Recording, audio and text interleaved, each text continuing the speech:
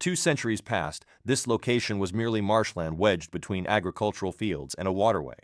Today, every child across the globe recognizes this address.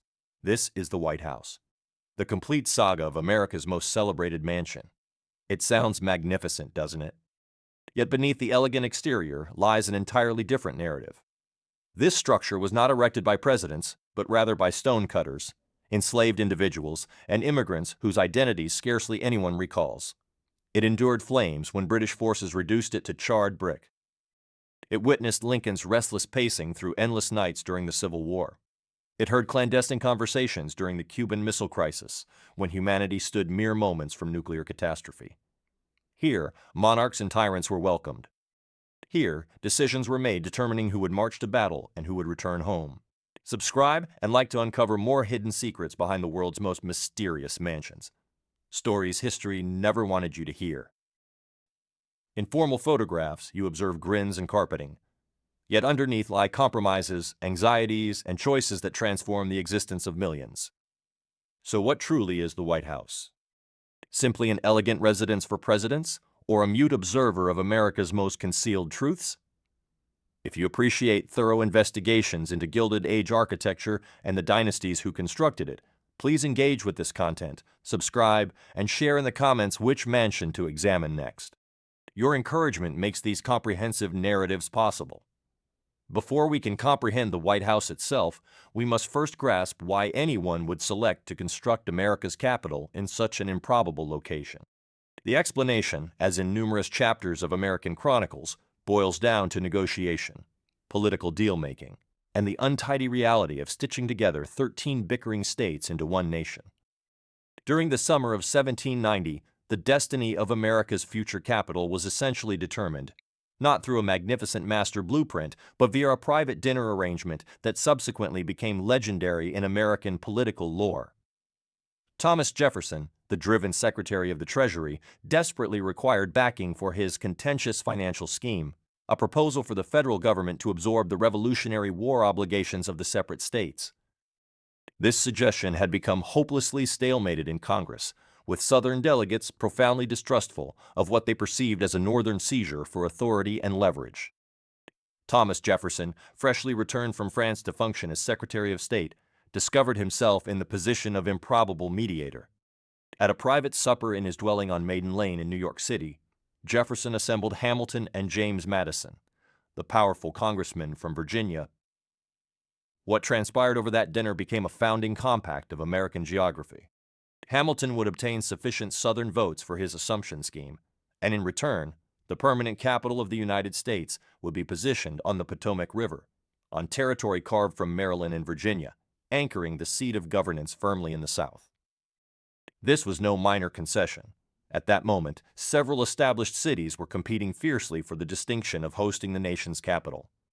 Philadelphia, New York, Baltimore, all were functioning urban centers with operational infrastructure, established merchant aristocracies, and the fundamental amenities of what people then called civilized existence. The Potomac site, conversely, was an expanse of tidal marshland, woodland, and clay earth that flooded with disturbing frequency. In contemporary terms, the location was wildly impractical, as if today someone determined to construct a new capital, not in an existing metropolitan region, but in a humid, mosquito-infested bottomland hours distant from anywhere of genuine consequence. Yet this very isolation appealed to certain factions. Southern plantation owners, including George Washington himself, possessed substantial property in the territory and stood to profit handsomely from the land speculation that would almost certainly ensue. Simultaneously, a capital constructed from nothing could be envisioned as a pure emblem of Republican virtue, untainted by the commercial corruption that supposedly clung to older cities. In the minds of its proponents, it could become an American Rome, a planned metropolis of broad boulevards and classical monuments, ascending from the wilderness and embodying the democratic principles of the new republic. So on July 16, 1790, President Washington authorized the Residence Act into law, designating a federal district of 10 miles square along the Potomac River as the permanent seat of governance. The temporary capital would remain in Philadelphia for roughly a decade while the new metropolis took form. Washington himself received extraordinary authority to select the precise location within the designated area and to supervise the planning and construction of the federal structures. What followed was something halfway between urban development and wilderness domestication, between soaring architectural ambition and the brutal reality of mud, disease, and remoteness. The United States was about to attempt to construct a capital city almost from nothing in a place that nature had never intended for such grand purposes. And the White House would stand at the center of that risky experiment. The question now confronting President Washington was not merely where to position a few structures, but how to create a capital that appeared and felt worthy of a nation which regarded itself as successor to classical Republican virtue. For that assignment, he turned to a man whose sense of scale matched the challenge, Pierre-Charles L'Enfant, a French-born military engineer who had served with distinction during the Revolutionary War. L'Enfant arrived at the Potomac site in March of 1791. In that waterlogged, uneven landscape, he perceived not limitation, but possibility. Where others noticed mud, stagnant water, and swarms of mosquitoes, L'Enfant imagined sweeping thoroughfares and long, dramatic vistas. The blueprint he presented to Washington that summer was audacious. A city designed not for the fragile young republic that existed in that moment, but for the powerful empire he believed it might someday become. At the core of L'Enfant's vision was a grid of streets overlaid with bold diagonal avenues radiating from key points, creating grand perspectives like those in Versailles or Baroque Rome. He identified two prominent hills in the landscape, Jenkins Hill and a rise roughly a mile and a half to the northwest, and marked them as the two great poles of Republican government. On Jenkins Hill would stand the Congress House, what we now call the Capitol, while the northwestern elevation would host the President's House. These two structures, L'Enfant insisted, should command clear views of one another across a broad public mall, a visual line that would symbolize the connection between the legislative and executive branches. In L'Enfant's mind, the President's House was meant to be truly palatial.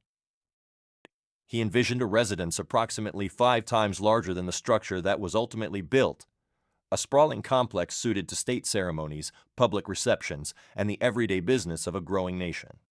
Set high on its hill, it would function as a Republican palace, visible from the Potomac River and from the avenues converging upon it. Broad prospects would stretch out in several directions, allowing the chief magistrate, at least symbolically, to survey the city and the country entrusted to his temporary care. But inside that grand vision were the seeds of L'Enfant's undoing. He refused to compromise on key elements of his plan, clashed constantly with the commissioners appointed to oversee the city's development, and insisted on tearing down any existing structures that interfered with his avenues. Those disputes escalated until he ordered the demolition of a manor house belonging to Daniel Carroll, a nephew of one of the most powerful commissioners, without proper authorization. That act pushed tensions past the breaking point. By February of 1792, less than a year after he had presented his design, L'Enfant was dismissed from the project. Even so, the heart of his vision survived. The commissioners retained the essential layout of diagonal avenues and the siting of the major federal buildings while trimming back some of L'Enfant's more extravagant ideas. The President's House especially had to be reimagined as something more restrained, impressive enough to project dignity, but not so lavish as to suggest a royal palace. That core tension between Republican simplicity and national grandeur would shape every major decision about the building's design. At that juncture, the commissioners made a choice that would have lasting consequences for the mansion's character. They decided to hold a public competition for the design of the President's House. In March of 1792, an advertisement ran in newspapers across the states, inviting architects and builders to submit plans for a residence that could house the President, his family, and a suitable number of servants. The prize was set at $500, or a medal of equal value, a significant reward for the time, even if it did not truly match the honor of designing the executive mansion of a new republic. The competition drew a curious mix of entries, from strictly practical schemes to almost fantastical visions submitted by men whose names have mostly disappeared from the record, alongside one notable anonymous design later attributed to Thomas Jefferson himself. Out of that pile of drawings and dreams emerged a winning plan that would fix the architectural image of the American presidency for centuries, though not in a way any of the competitors or even the commissioners could fully imagine at the time. The designs that arrived through the spring and summer of 1792 revealed something fascinating about how Americans thought their president ought to live. Each plan was more than an architectural sketch. It was a political statement about the kind of executive power a young republic, fresh from a war against kings, was willing to accept. The commissioner's brief was deliberately vague and almost certainly on purpose. The president's house should be commodious, large enough for official receptions and state business, but the exact size was left to each designer. It had to show dignity without drifting into showiness, grandeur without looking royal. That ambiguity opened the door to wildly different visions of what an executive mansion in a republic should be. Some entries leaned heavily on European palace traditions.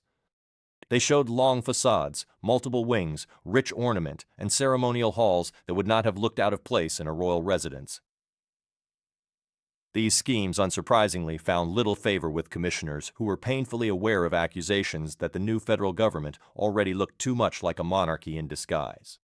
Other submissions swung to the opposite extreme, offering buildings so modest and plain that they could just as easily have been the townhouse of a prosperous merchant. Practical, yes, but hardly the setting to receive foreign ambassadors or host state dinners. One particularly intriguing design came from an anonymous entrant who signed only with initials. The plan proposed a sprawling villa-like structure clearly inspired by Andrea Palladio's Italian Renaissance villas, with a central rotunda and symmetrical wings stretching out on either side. It was sophisticated, carefully proportioned, and obviously drawn by someone with real architectural training. Later research would show that this anonymous entry came from none other than Thomas Jefferson himself, who apparently could not resist submitting his own idea of what the president's house should be. Despite serving as Secretary of State, Jefferson's design, however refined, had one fatal problem in the eyes of the commissioners. It felt too grand and too European, too close to the aristocratic houses he had admired in France. On top of that, they almost certainly guessed who had drawn it. Jefferson's love for Palladian forms was no secret. Accepting his design would look like favoring a powerful cabinet member. Rejecting it openly would create a political embarrassment. The simplest solution may have been the quiet one: set it aside and move on. Many of the other entries exposed the limits of architectural expertise in America at the time. The young republic had very few architects in the European sense of the word.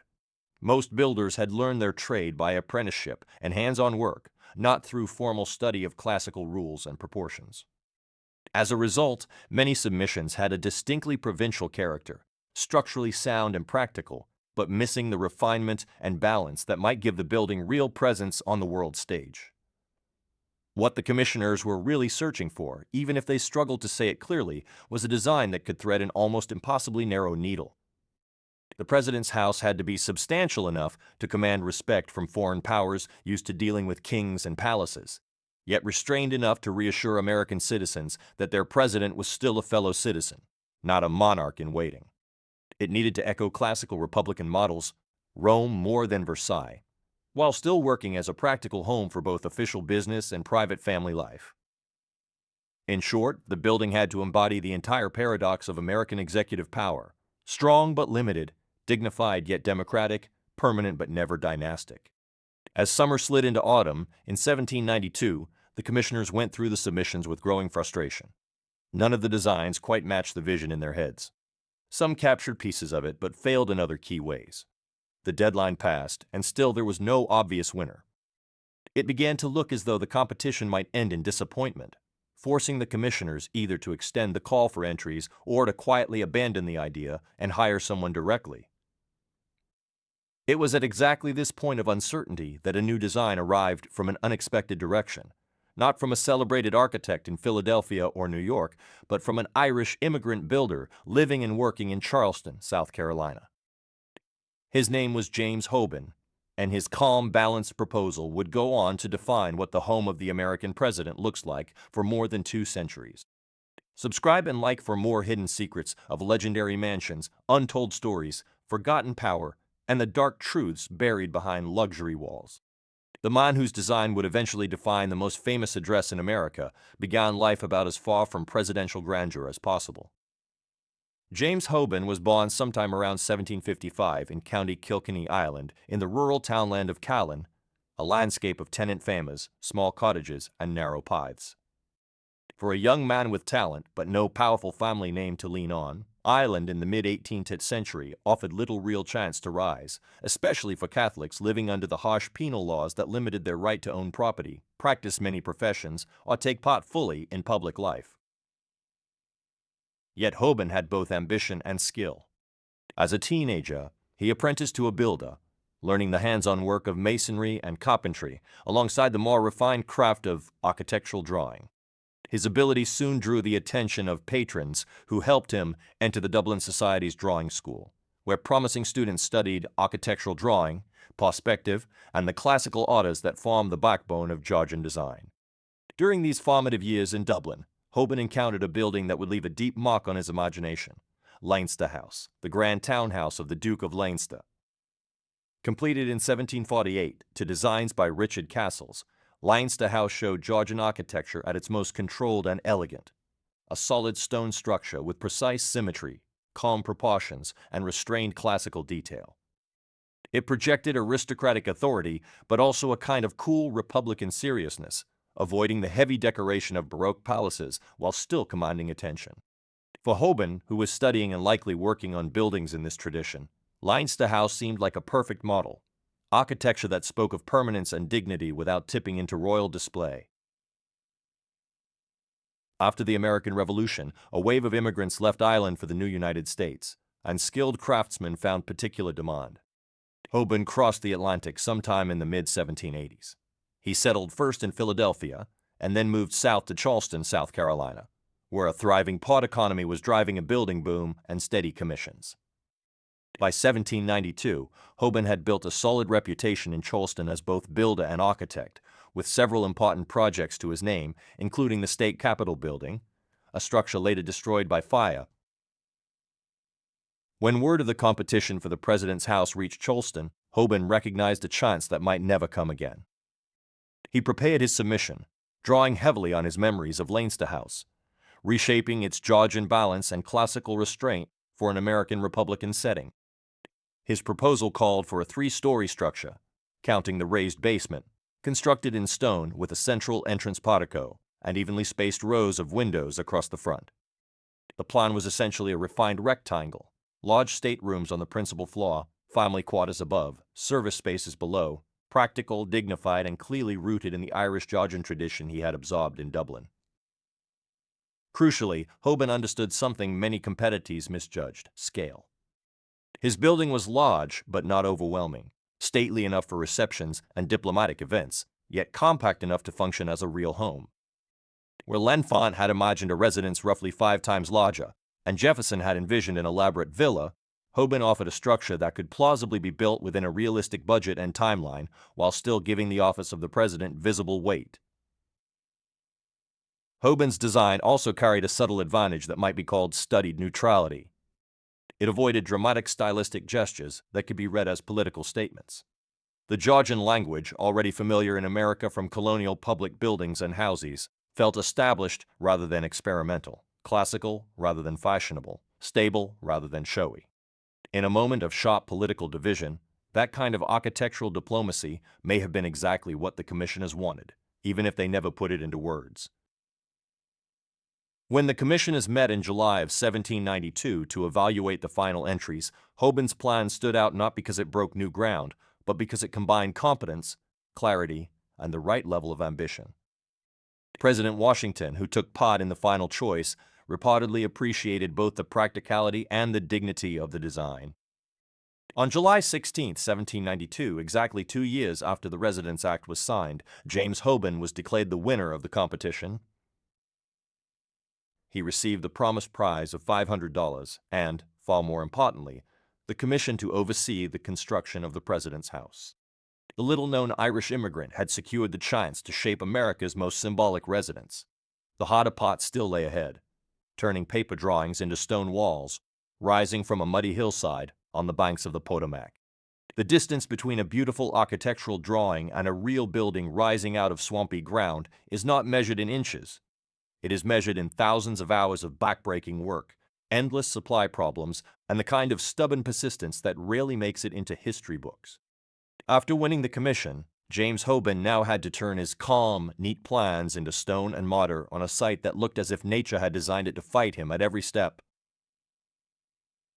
The ceremonial laying of the cornerstone took place on October 13, 1792, in a Masonic ritual led by the Lodge of Georgetown. The formal speeches, measured steps, and symbolic tools gave the moment an air of harmony and control. In reality, they were blessing the start of an extraordinarily difficult project in a location that was barely ready to hold a barn, let alone a presidential mansion. The chosen site for the president's house sat on a modest rise, not the dramatic hilltop l'Enfant had once imagined, but high enough to offer some drainage and a clear view. That slight elevation would prove crucial because the surrounding ground stayed stubbornly wet and unstable.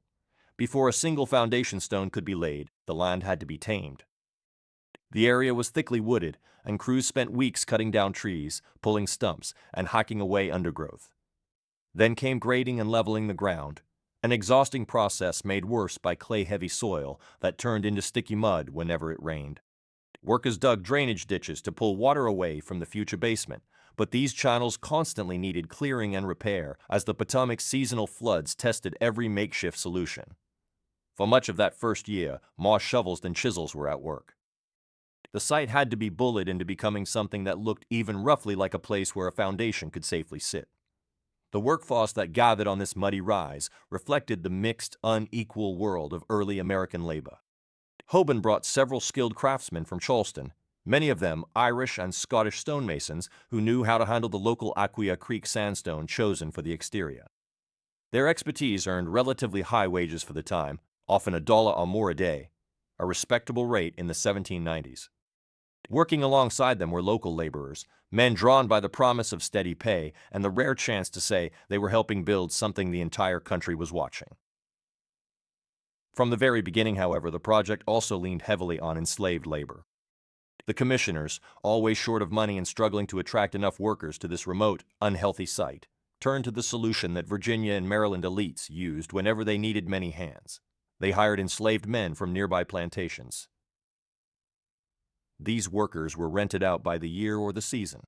The payments went not to the men doing the digging and lifting, but to the people who claimed to own them. Almost all of this heavy work fell on the shoulders of enslaved black men. This system kept costs down and work moving, but it also stamped a brutal truth into the very foundations of the president's house. Men who would never be allowed to vote, never count as citizens, never legally own land, and never enjoy the rights the new republic claimed to cherish, were building the home from which laws and policies about their bondage would be signed. The commissioners' account books carefully recorded money paid to slaveholders, but often reduced the actual workers to a cold, repeated phrase, Negro hire. Even on paper, the people whose bodies made the house possible were rendered faceless. As late 1792 slid into winter, foundation work continued. Crews excavated the basement level that would one day hold kitchens, storage rooms, and service corridors. The foundation walls were laid in local stone, set in lime mortar, and built course by course. Progress was slow by necessity. Each section had to sit and harden before more weight could safely rest on top of it. Winter brought its own set of problems. Freezing temperatures that could crack fresh mortar, short daylight hours, and the simple difficulty of keeping men working outside, when cold, wind, and mud turned every day into a test of endurance. By the spring of 1793, after more than 6 months of clearing, digging, draining, and laying hidden stone, the site finally reached a crucial turning point.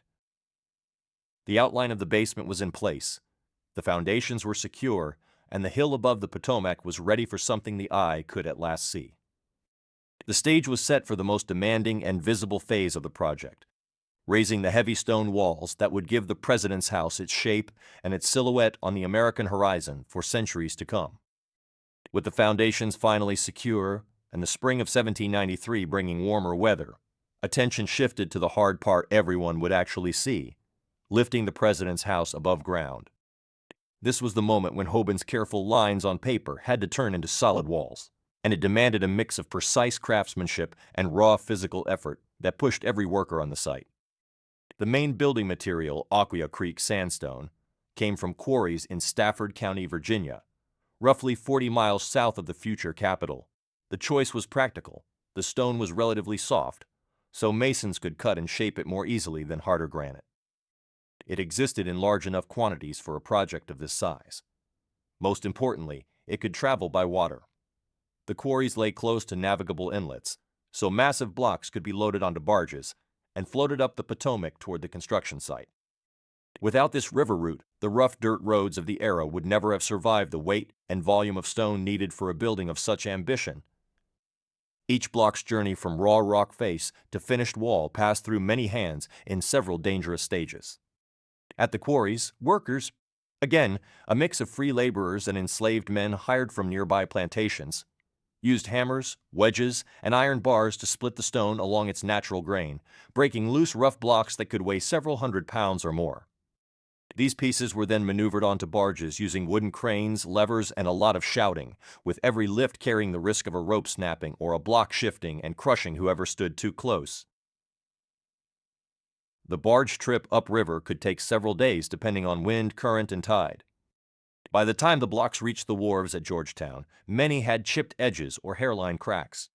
Before the stone could become part of a presidential wall, it needed more work, trimming, squaring, and sometimes cutting away damaged sections altogether. All of that meant more labor, more time, and more risk of waste if a weakened block finally failed on the scaffolding. Once a block arrived at the building site, its real transformation began. Skilled stonemasons, many of them Irish and Scottish craftsmen trained in Georgian traditions, took over with hammers, chisels, and years of experience behind each swing. They turned those rough pieces into ashlar, the clean rectangular stones that give the president's house its calm, ordered look. A single block might take hours of steady work, knocking off excess, sharpening corners, checking with a straight edge, and refining the visible face until it matched the measured lines in Hoban's drawings. There was little room for error. A stone cut too short or too thin could not be patched. It had to be discarded, taking with it all the work already invested. At the same time, other crews handled the invisible ingredient that would bind the whole structure together, lime mortar. Producing it was a demanding process of its own. Workers burned limestone in kilns at intense heat for days, then carefully slaked the quicklime with water, turning it into a usable paste. The mix had to be right. Too much lime and the mortar would shrink and crack as it dried. Too little, and it would never gain the strength needed to hold up heavy stone walls. Skilled masons blended the slaked lime with sand and water just before use, knowing the mixture would start to set within hours and could not be stored for another day. Building the walls was slow, deliberate work. Rows of finished ashlar were laid course by course, each horizontal layer needing to sit perfectly level before another could be added on top. Masons relied on plumb lines and spirit levels to keep both vertical and horizontal lines true, fully aware that even small errors at the lower levels would multiply as the structure rose, threatening the building's stability. Around them, wooden scaffolding crept upward with the walls, tied together with rope and constantly adjusted. Workers pulled stones up ramps or lifted them using block and tackle, guiding each piece into position with shouted instructions and calloused hands. The work did not stop for weather so much as bend under it. Summers on the Potomac brought thick heat, insects, and glare bouncing off pale stone. Winters brought freezing winds that stung fingers numb and threatened to damage fresh mortar if temperatures dropped too quickly. Progress depended on more than weather, though. Funding delays slowed the purchase of materials. Shortages of skilled labor forced constant reshuffling of tasks. By modern standards, the pace was painfully slow. Weeks of effort might raise the wall only a few feet. Yet step by step, the structure emerged. Gradually, the building's Georgian proportions began to appear against the sky. The south facade took shape first, with regular openings left for windows and a central section reserved for the future portico. What had been a rough rise above a boggy riverbank now held visible proof that the grand promises made on parchment in Philadelphia were being translated into stone. Every inch of that progress, every block set and joint filled, depended entirely on the people doing the lifting, cutting, and mixing. To understand what the president's house really cost, beyond money, beyond political bargaining, we have to look closely at those hands and at the very different lives of the men whose labor made these walls rise. The workforce that raised the president's house out of the Potomac mud embodied, in one crowded construction site, all the contradictions of the early American Republic. On any given day in the 1790s, you would see a clear hierarchy of labor. highly paid master craftsmen, journeymen trying to climb the ladder, and enslaved men whose wages went straight into someone else's pocket, all working together to build a house meant to stand for democratic government. At the top stood the European-trained master craftsmen, especially the stonemasons and carpenters whose knowledge simply could not be replaced. Many had come from Ireland, Scotland, and England, drawn by the promise of higher pay and more opportunity than they could hope for at home. James Hoban kept close ties to the Irish building community and recruited heavily from Charleston and other port cities where Irish workers had settled. These masters earned substantial wages, often between $1 and $2 a day plus room and board, and their names appear again and again in the commissioner's account books. Colin Williamson, the Scottish stonemason who oversaw much of the exterior. Philip Hart and John Sheehan, Irish carpenters responsible for shaping the building's interior woodwork. Below them worked journeymen and apprentices, men still learning the trade or not yet established enough to demand the highest rates. They might earn 50 to 75 cents a day, still a decent income that could support a family and in time fund their own rise to master status. The commissioners tried hard to attract these workers, placing newspaper advertisements across the mid-Atlantic and promising steady employment on a project of national importance.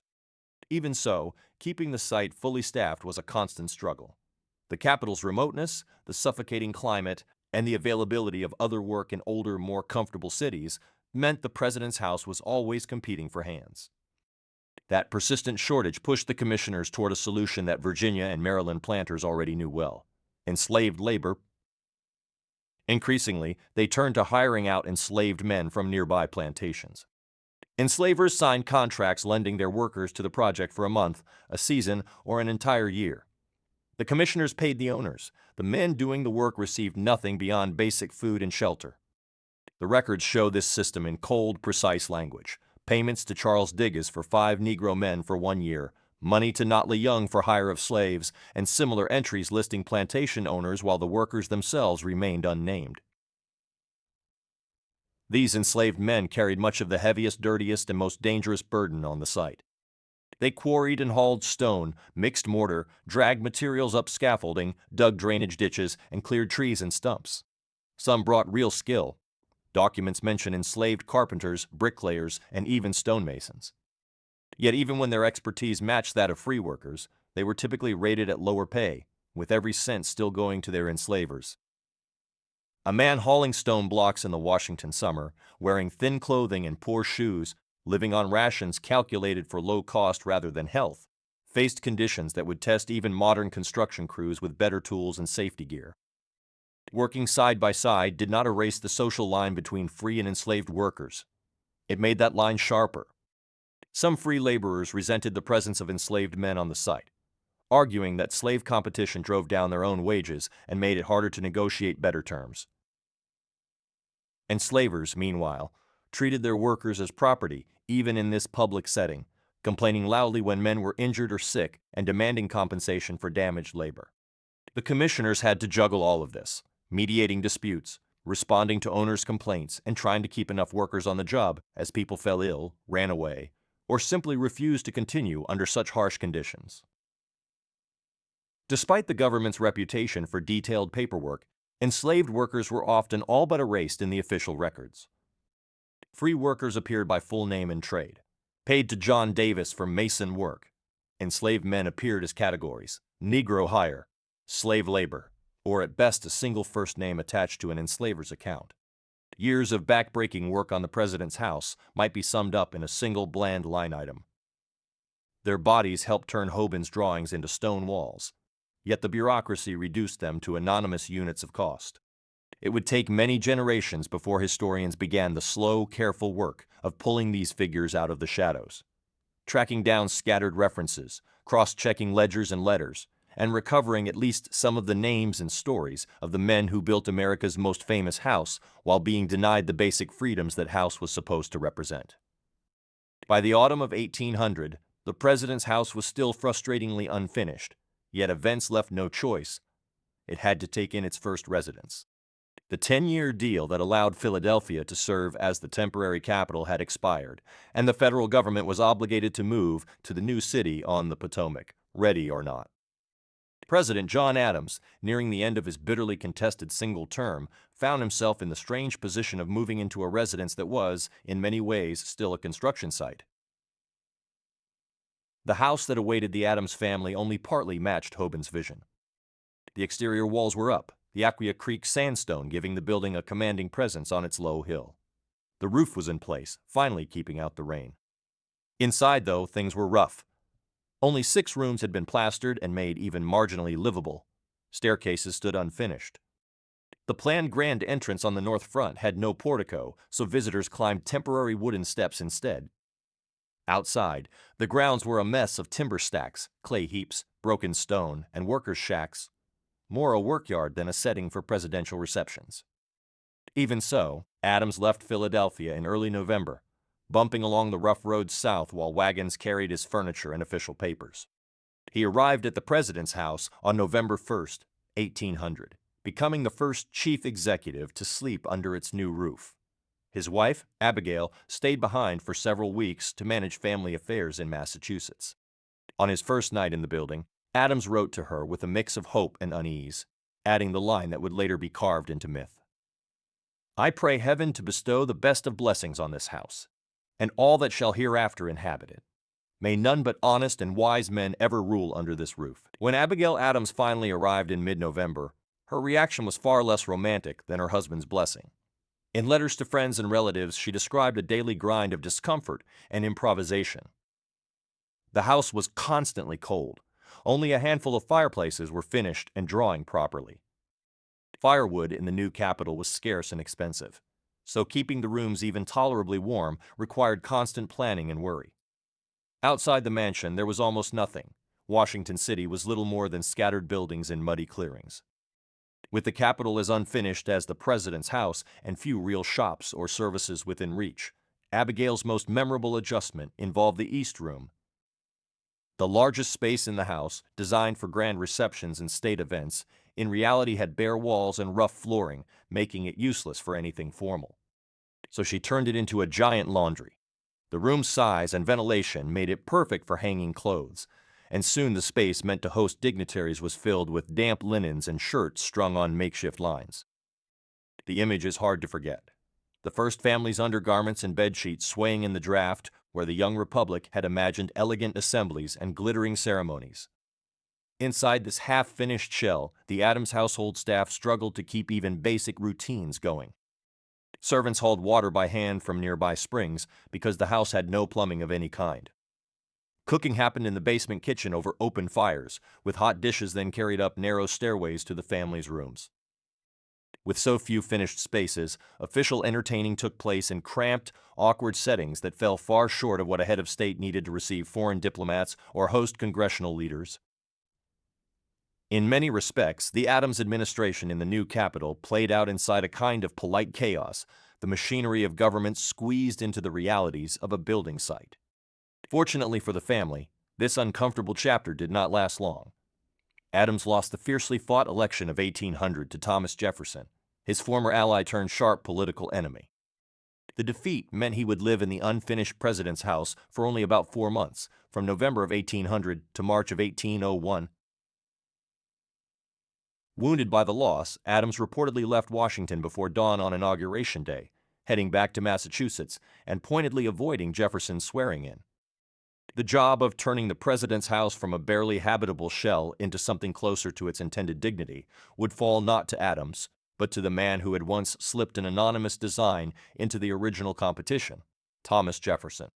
His refined architectural taste and his deep personal contradictions would leave a lasting mark on the building itself and on the moral compromises woven into its completion.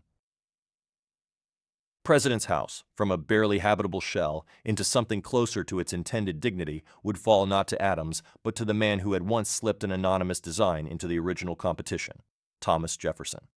His refined architectural taste and his deep personal contradictions would leave a lasting mark on the building itself, and on the moral compromises woven into its completion.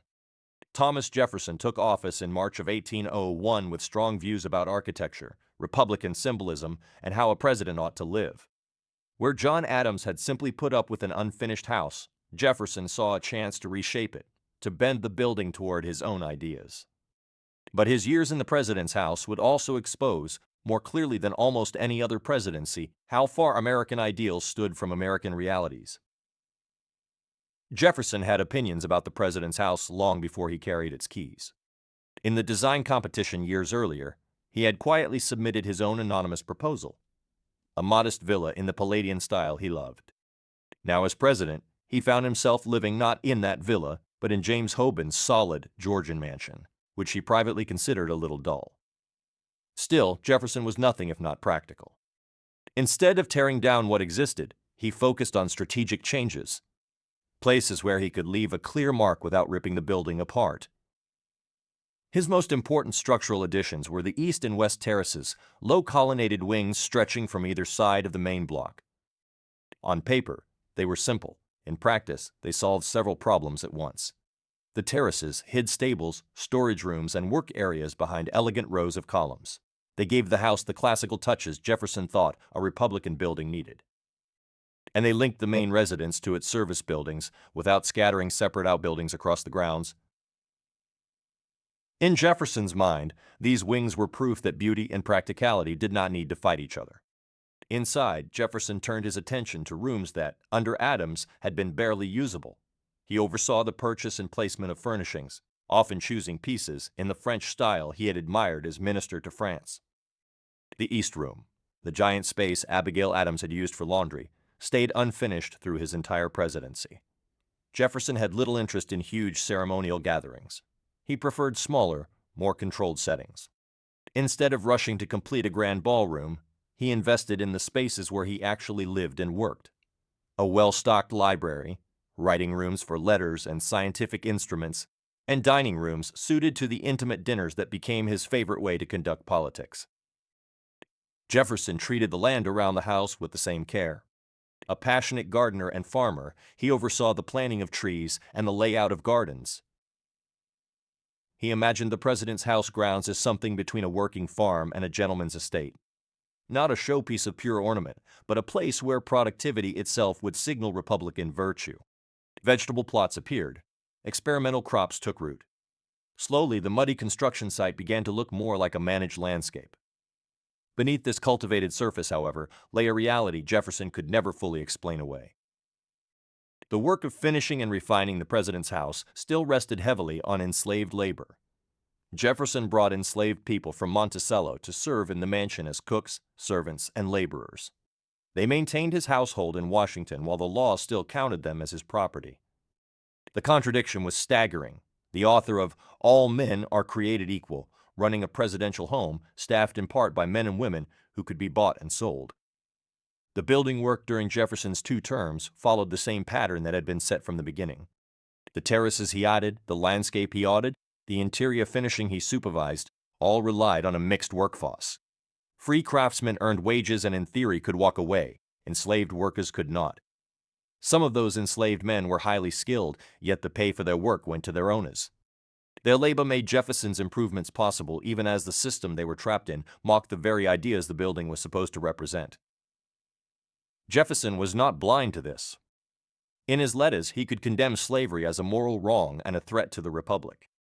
In his daily life, he continued to depend on it, expanding his own holdings even as he wrote of its dangers. That tension, clear in his words, harsher in his actions, took physical form in the president's house. Here was a structure meant to embody equality before the law, maintained by a hierarchy so unequal that some of the people who worked there did not legally own their own bodies. The terraces, gardens, and carefully arranged interiors Jefferson added would outlast his time in office, shaping how later presidents experienced the building. But the moral compromises woven into the house during his tenure would also endure. They sat quietly in the stone, in the service corridors, in the memories of those who labored there without choice, waiting for future generations to acknowledge them openly, even when that honesty threatened the comforting myths of the founding era. And all of this refinement, all of Jefferson's careful shaping of the president's house, was about to be tested in the harshest possible way, not by a political rival or a tight budget, but by invading troops and open flame. The War of 1812, that often overlooked clash between the United States and Britain, had dragged on for more than 2 years with no clear winner when, in the summer of 1814, British strategy suddenly shifted. With Napoleon defeated in Europe and veteran troops now available, Britain decided to strike directly at the American capital, a calculated blow meant to humiliate the young republic and force better peace terms. The president's house, symbol of American executive power, was about to become a very visible casualty of imperial payback. By August of 1814, British forces under Major General Robert Ross and Rear Admiral George Cockburn had landed in Maryland and begun their march toward Washington. The American defense, thrown together in haste and poorly coordinated, collapsed at the Battle of Bladensburg on August 24th. President James Madison, who had actually ridden out to watch the fighting, making him the only sitting president to personally witness combat while in office, saw American militia units break and run before disciplined British regulars. With the defenders scattered, the road to Washington lay wide open. Madison hurried back to the president's house and found a Capitol in full retreat. Officials fled with trunks of papers, citizens scrambled to evacuate, and inside the mansion, his wife Dolley was directing one of the most famous rescue efforts in presidential history. Calm under pressure as British troops closed in, Dolley Madison oversaw the packing of key state documents, and more famously insisted on saving Gilbert Stuart's full-length portrait of George Washington. The canvas was screwed firmly to the wall in the state dining room. Rather than waste time with careful unscrewing, her servants smashed the frame and cut the painting free. That single act of cultural triage, carried out as an invading army approached, fixed Dolley Madison's place in American memory, even though it was only one moment in a day full of disasters. As the Madisons crossed the Potomac and headed west, British troops marched almost unopposed into Washington on the evening of August 24th. What followed at the president's house has taken on a legendary glow, but the core details are well documented. British officers, led by Admiral Cockburn, entered the mansion and found it empty, but with dinner still laid out in the state dining room. Whether the meal had been prepared for the Madisons' possible return or simply left during the rush to evacuate remains uncertain. The officers did what hungry soldiers do. They sat down and ate it. Seated at the American president's own table, they reportedly toasted the success of British arms while finishing his abandoned dinner. It was part practicality, part theater, a small, sharp gesture that mocked the idea of American sovereignty even before the flames were lit. Then they set about destroying the building. The goal was not random looting, but the deliberate crippling of government infrastructure. British soldiers dragged furniture into piles, added books, papers, curtains, and anything else that would burn, and set fires throughout the mansion. For 14 years, the house had been filling with wooden furniture, wall paneling, doors, and carpets. Perfect fuel. The Aquia Creek sandstone walls, which had taken so long to raise, could withstand fire, but nearly everything inside them was wood: floors, staircases, roof timbers, window frames. Once the flames caught, the interior burned fiercely. Heat built until glass shattered, beams snapped, and whole sections of flooring crashed down into the basement. That night, a violent summer thunderstorm rolled over the city, the kind of brutal storm common along the Potomac. Sheets of rain poured through the burning roof. Some accounts suggest that this downpour may have kept the mansion from being completely destroyed, dousing fires before they could reduce the entire structure to rubble. Even so, by dawn on August 25th, the president's house was a ruin. From the outside, the building still stood, its stone walls blackened and cracked from the heat. Inside, it was a shell. Staircases had collapsed, floors had fallen through, the roof was mostly gone. Jefferson's terraces were damaged. The contents of the house were either looted, shattered, or burned. The gardens, which Jefferson had tried to shape into a Republican estate, had been trampled into mud. The British stayed in Washington for roughly 24 hours. In that short time, they also burned the Capitol, the Treasury, and several other government buildings, then withdrew. They left behind a capital city physically wrecked and a young nation deeply shaken. The United States had gone to war to defend its independence, and now had to face the fact that its own capital had been occupied and its most symbolic buildings reduced to smoldering shells. Yet even in the ashes, the story did not end. No serious voice argued that the president's house should be abandoned. The real question was different. If the nation rebuilt, would it simply put the old mansion back together, or use the destruction as a chance to reshape it, and with it, the image of the American presidency itself? In the days after the British attack, with smoke still drifting from the president's house and the Capitol standing in similar ruin, a hard question landed in Congress. Should Washington even survive as the capital? Some representatives argued that the fire had exposed the original mistake, placing the nation's seat of government in a remote, poorly defended swamp. They pushed to move the capital back to an established city like Philadelphia or New York, or perhaps farther west to follow the expanding frontier. Others warned that abandoning Washington now would hand Britain a victory far greater than anything it had won on the battlefield. If the United States walked away from its burned capital, they argued, it would look like the young republic had lost its nerve. That argument carried the day. The decision was made to stay and to rebuild. Once that was settled, another question followed almost automatically: who should lead the restoration of the president's house? The answer was both practical and symbolic. James Hoban, the original architect, would be called back to bring his creation back from the brink. By this point, Hoban was in his late 50s, established in Washington with a web of architectural and building interests. Seeing his greatest work reduced to a gutted shell must have been painful, but he accepted the commission with a mix of professional pride and personal determination. He would not just repair the house, he would prove that the building and the nation could come back from disaster. The first task was to understand exactly what remained. During the winter of 1814 into 1815, Hoban and his team surveyed the ruins in careful detail. The exterior sandstone walls, though smoke-stained and weakened in spots, were still sound, proof that the original masonry had been done well. The east and west terraces, added under Jefferson, had survived with damage that could be fixed. Inside, however, almost everything was gone. The floors, staircases, roof timbers, interior partitions, window frames, doors, all the wood that made the stone shell into a home, had burned. What lay ahead was not simple repair work, but full interior reconstruction, almost as demanding as building the place from scratch. Congress appropriated funds for the job, at first not enough, then supplemented as costs became clearer, and construction began in earnest in the spring of 1815. The workforce looked very familiar.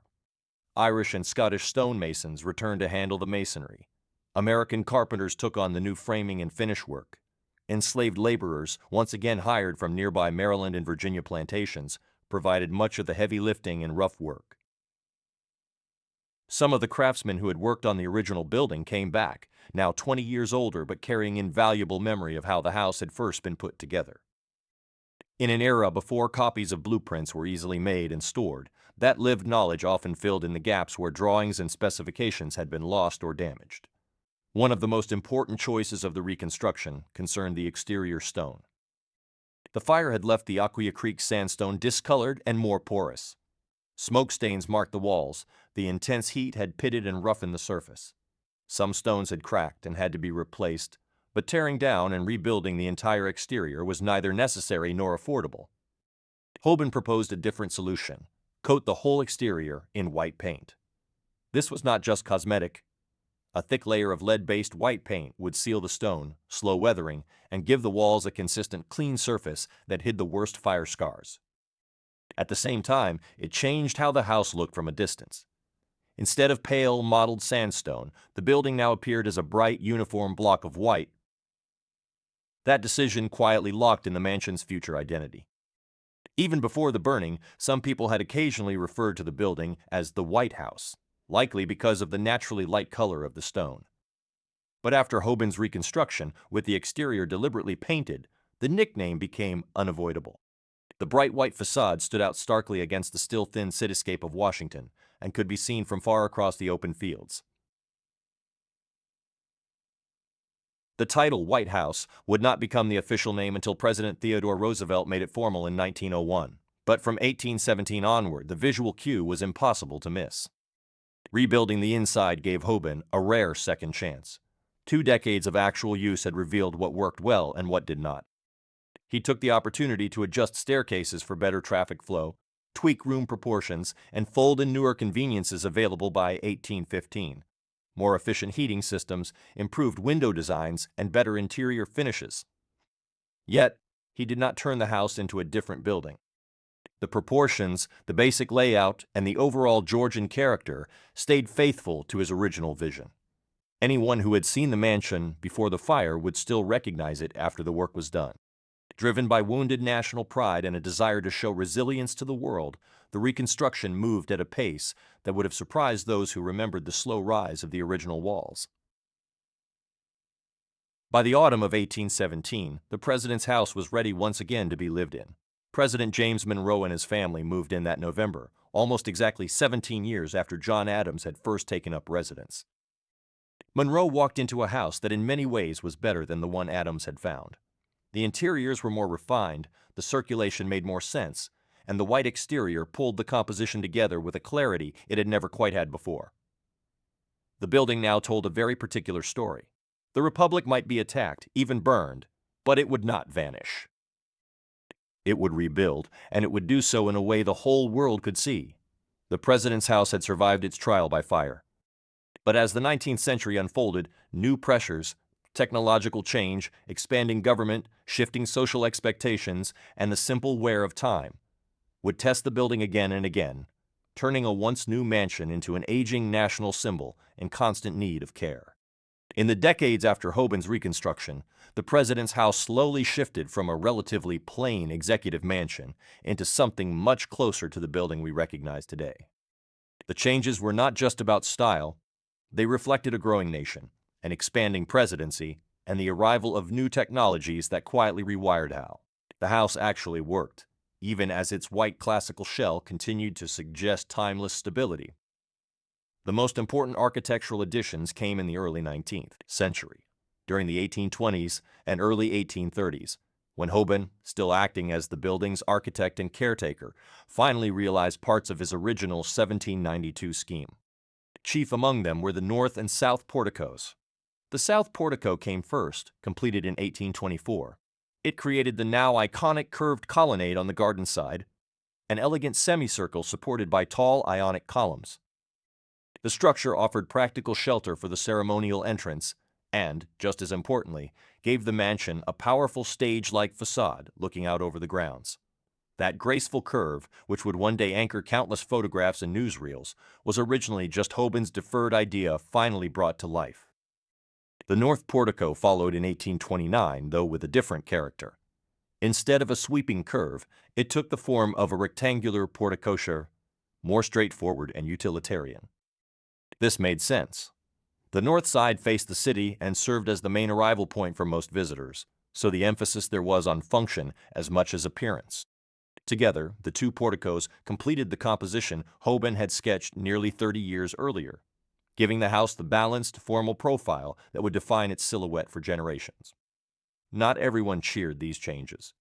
Critics complained that the porticos made the president's house look too European, too close to a small palace for a country that prided itself on rejecting monarchy.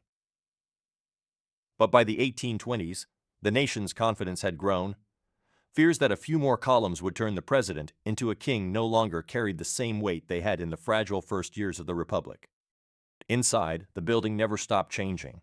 Every administration left its fingerprints on the rooms. New furniture, updated fabrics, different colors on the walls, new paintings filling empty space. Practical needs shifted as well. The East Room, which had remained unfinished or only half-finished through multiple presidencies and had once doubled as Abigail Adams's laundry room, was finally developed into a true state reception room during Andrew Jackson's administration in the 1830s. From then on, it served more closely to its original intended role as the setting for large public events. Technological change arrived more quietly but altered daily life far more than a new wallpaper pattern ever could. The first big leap came with the arrival of running water in the 1830s. Pipes brought water into the house, ending the constant hauling of heavy buckets up and down stairs from outdoor pumps and wells. By later standards, this system was basic, but for the people living and working inside the mansion, it was a revolution. Bathing became less of a logistical ordeal, the kitchens worked more efficiently, and overall hygiene noticeably improved. In the 1840s, under President James K. Polk, gas lighting began to replace the flicker of candles and oil lamps. Gas lines were threaded through the house, and new fixtures appeared in major rooms, their glass shades and warm glow transforming evening life inside the mansion. For years, though gas and older lighting methods coexisted, gas was expensive, and not every space justified the cost, so many rooms still relied on traditional lamps. For nearly 4 decades, the soft hiss and golden light of gas defined the atmosphere of White House nights. The next leap came at the end of the century. In 1891, during Benjamin Harrison's administration, electric lighting was installed throughout the building. The White House was not an early adopter by national standards. Parts of Washington had enjoyed electric light for roughly a decade, but wiring a house that had never been designed for cables and switches was a major project. Electric lines had to be run through thick masonry and old framing, fixtures chosen and installed, and the new system made to function alongside the existing gas network, because no one fully trusted electricity yet. The Harrison family themselves reportedly viewed the technology with real suspicion. Stories from the time described them avoiding the switches, worried about shocks from the unfamiliar system. On some nights, lights were left burning simply because no one wanted to risk turning them off. The house had entered the electric age, but its human occupants needed time to catch up. Heating followed a similar path of gradual modernization. The original fireplaces, romantic in paintings, were miserable in practice. Wildly inefficient and unable to keep the drafty rooms comfortable during Washington's damp, chilling winters. Beginning in the 1850s and continuing in stages afterward, steam heating systems with radiators were added. Boilers in the basement fed hot water and steam into a web of pipes, ending in radiators tucked along walls and under windows. This change, largely invisible to visitors, made the house far more livable as a year-round residence. Yet all of these upgrades, porticos, running water, gas lines, electrical wiring, heating pipes, were layered onto a structure that was slowly getting old. The president's house was no longer a fresh symbol rising from the mud. It was becoming an aging building with growing pains, asked to support more people, more technology, and more expectations than its original designers could ever have imagined. By the early decades of the 20th century, the president's house had been in constant use for more than 100 years. It had sheltered generations of first families, hosted state dinners and official receptions, and carried the daily weight of executive business. All that use, layered over early 19th century engineering, pushed the structure far beyond what its builders had imagined. From the outside, the white facade still looked calm and solid. Behind it, the building had begun to show alarming signs that it was literally coming apart. The problem was at its core an engineering one. Hoban's original design, though sound for its time, had never been meant to handle the loads and vibrations that came with a century of additions and constant use. Successive presidents had carved new staircases into old walls, added rooms, installed elevators, and loaded the building with heavy modern equipment. Each alteration made life easier upstairs while quietly weakening the skeleton underneath. By the 20th century, many of the wooden floor joists and beams, some dating back to the 1810s reconstruction, were in serious trouble. Plaster ceilings sagged in unsettling curves. Floors flexed and bounced underfoot. During concerts in the East Room, guests could feel the floor tremble, and chandeliers visibly swayed with the music. The house still hosted glamorous events, but structurally it was more tired boarding house than indestructible monument. Theodore Roosevelt, during his presidency from 1901 to 1909, launched the first major 20th century overhaul. His focus, though, was on function and layout rather than deep structural repair. He created the West Wing to pull official offices away from the family's living quarters, reorganizing how the building was used. That move relieved some day-to-day pressure on the main house, but it did not fix the underlying weakness in the old beams and joists. Later presidents grumbled about the condition of the building, but a true gut renovation seemed impossible. Where would a sitting president live? How could the government run if the executive mansion was stripped down to bare walls? The White House had become too central to the ritual of American politics to shut it down easily. So problems were acknowledged, reports were filed, and then set aside as the building quietly grew weaker.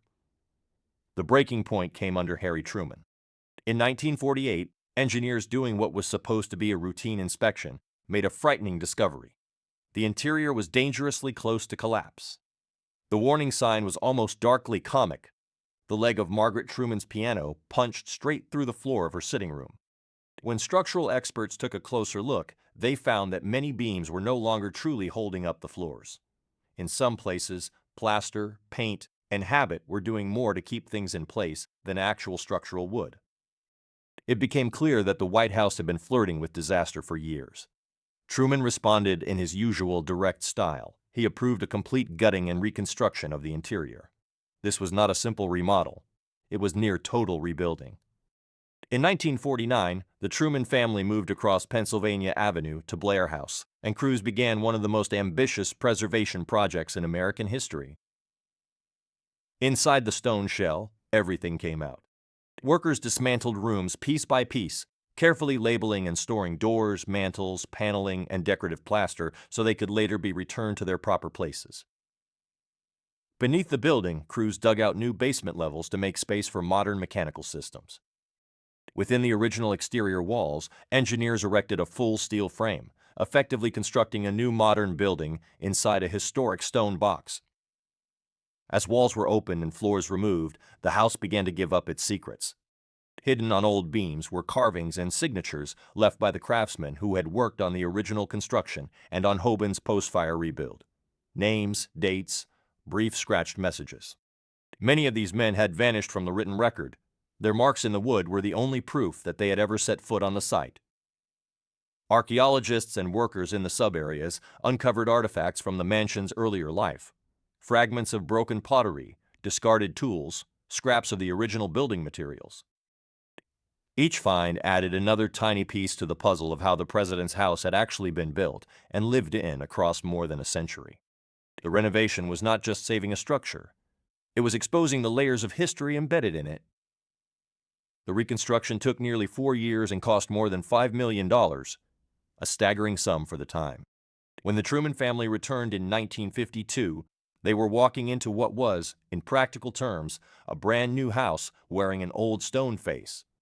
The rooms had been rebuilt with great care to match their historical appearance, but behind the period paneling and ornate plasterwork stood 20th century steel, concrete, and updated systems.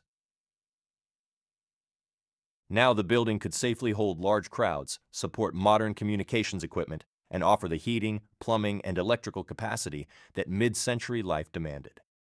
The White House looked to most visitors very much as it had before, but under the familiar surfaces, it had been transformed. Even as crews restored staterooms and presidential living spaces, however, a deeper question began to surface. Whose stories were being preserved in this careful reconstruction, and whose labor and lives had been quietly edited out of the official history of America's most famous house? For nearly 2 centuries after its construction, the official story of the White House focused almost entirely on presidents, architects, and a handful of prominent free craftsmen. The enslaved men who helped build and run the house were at best background figures, and at worst erased completely. That silence was not an accident. It reflected a deliberate way of remembering American history that looked away from the most uncomfortable truths hiding inside its proudest symbols. Recovering the names and stories of those enslaved workers has become one of the most important shifts in how the building's past is now told. Serious efforts to document their contributions began only in the 1970s and 1980s, when historians shaped by the new social history started reading the old records with fresh questions. The commissioner's account books from the 1790s and early 1800s, preserved in the National Archives, turned out to be crucial. Page after page listed payments to slaveholders for Negro hire. These ledgers treated enslaved workers as rented property, not as people, but they still proved something vital. Enslaved labor was not a side note. It was central to the construction of the president's house from the very beginning. The next step was harder, moving beyond these cold line items to find real names and lives. That work turned into a kind of historical detective story. Researchers cross-checked plantation ledgers, private letters, newspaper ads, census records, any scrap of paper that might provide a clue. A payment to Daniel Carroll for hire of Negro Tom could be matched with plantation records listing an enslaved carpenter named Tom. An entry for hire of 5 Negro men might be tied through other documents to specific individuals in the area known to have masonry or carpentry skills. Slowly, painstakingly, first names gained trades, locations, and fragments of biography. As the picture sharpened, it became clear that enslaved workers had done almost every type of job required to build the house. They quarried and hauled stone, cut timber, fired bricks, mixed mortar, and carried out the relentless heavy labor that any large construction project demands. But the research also exposed something else. This was not only brute force work. Some enslaved men brought high levels of skill. There were enslaved carpenters, bricklayers, and stonemasons whose craftsmanship matched that of free artisans. Figures like Philip Reed, an enslaved foundry worker who would later play a key role in casting the Statue of Freedom for the Capitol Dome, stood for a wider group of highly trained enslaved craftsmen whose talents were indispensable to grand building projects, even as the law denied them basic personhood. The records also hinted at the human cost behind the stone and plaster. Construction in the 1790s was dangerous for anyone, but enslaved workers faced the same risks with fewer protections. A free laborer injured on the job might walk away, demand different conditions, or refuse further work. An enslaved man had no such options. He was expected to keep working until he could not. The account books sometimes mention payments to slaveholders for workers who died or were permanently disabled. Compensation for damaged property, not recognition of a life lost. How many men were killed by falling stone, crippled by collapsing scaffolding, or sickened by brutal conditions around the muddy building site will never be fully known. If an injury did not affect a slaveholder's finances, it often never appeared in writing at all. Researchers also found that the White House's reliance on enslaved labor did not end when the last scaffolding came down. Throughout the antebellum period, enslaved workers kept the building functioning day to day. They cooked in its kitchens, tended fires and lamps, worked in the gardens and stables, and served in the household itself. Presidents from slaveholding states brought enslaved servants with them to Washington, adding another layer of contradiction to the place.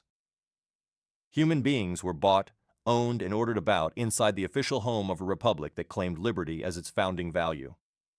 Andrew Jackson, James K. Polk, Zachary Taylor, and others conducted the business of the presidency, while being personally attended by people they legally owned. As this research filtered into public awareness, it began to change how the White House talked about its own past. In 2016, after years of work by historians, descendants, and civil rights advocates, Michelle Obama famously reminded the country that the White House had been built by slaves. For some, hearing that truth spoken aloud from the East Room podium was jarring, even controversial, but it matched what the archives had been saying for decades.